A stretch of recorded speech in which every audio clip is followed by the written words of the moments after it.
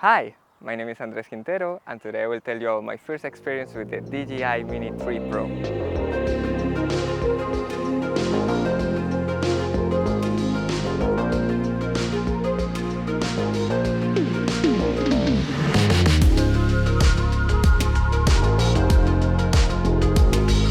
So, after getting the drone, I did what everybody would do.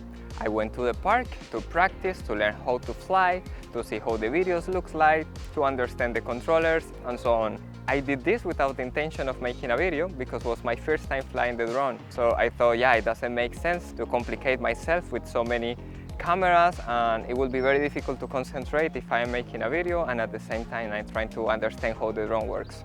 Something that I learned from my first flight is that the drone required a completely flat surface in order to take off. In the park where I was, there was a lot of grass, and the grass interfered with the propellers, so the motor will get stuck and the drone will not be able to fly. Something that I did on my first time with the drone was to learn how to take off and how to land. As well, I flew very close to me to understand how the drone and the controller behave. I also flew under the trees to understand the object's avoidance, and I have to say I'm very impressed with it. When I felt more trust flying the drone, I went a little bit more far away, but very quickly I lost sight of the drone, so I had to take it back very quickly. Additionally, I made some photographs in RAW to test the dynamic range and the colors of the camera. I have to say I was very impressed that the photos looks like made by a normal camera, not by a tiny camera on a drone. It was very good, I have to say. Here are some examples of some of the photos I made and how do they look after color correction.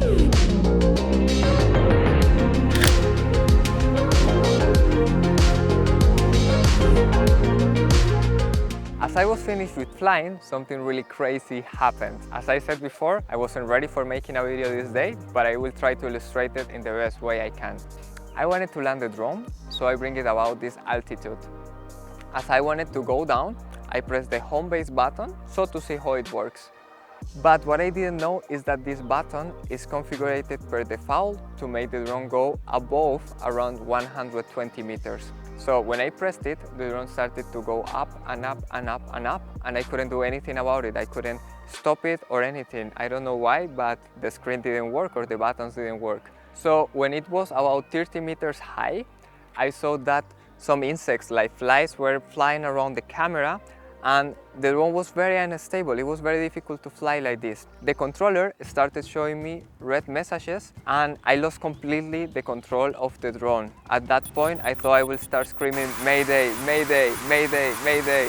At some point, I recovered the control of the drone, so I started bringing it down, but somehow these insects were not letting it go down. So I went down as I could, but the controller kept giving me these messages. When the drone was about 5 meters high, I noticed that there were not flies next to the drone, but bees.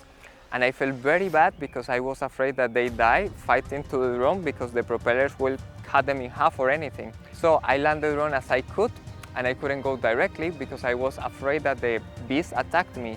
So I let it for a couple of seconds, and then I went to see what happened, and what I found is that the drone was completely yellow. It looked very weird, and I didn't know what to do. I thought if I took it, maybe these bees will come and attack the drone again or attack me. But what I did is that I covered it into a towel, and I went to another place, checked that everything was fine. Fortunately, anything happened to the drone, but I have to say it was a crazy experience. After this, what I learned is that you really have to check about this home base button that is configured in an altitude that is convenient for you in this position where you are, and as well that there is not bees close to it.